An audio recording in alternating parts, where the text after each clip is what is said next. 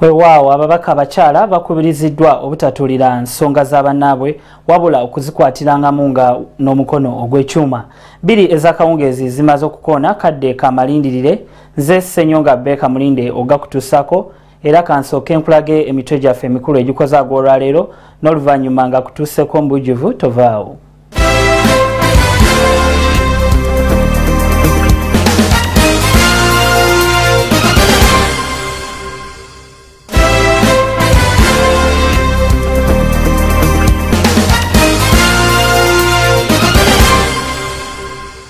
Kooti eganye okuwulira omusango gwa Besigye ogw'okuguguba omuwawaabirwa omukulu talabiseeko. Ababaka abakyala basiimye Pulezidenti Museveni olw'engeri gye yalonzeemu baminisita be abakyala yabawadde ebifo ebisava.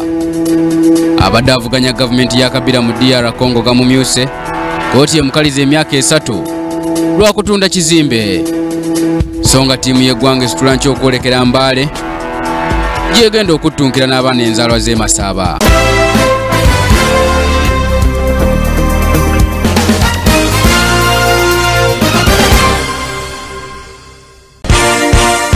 This is Kingdom TV.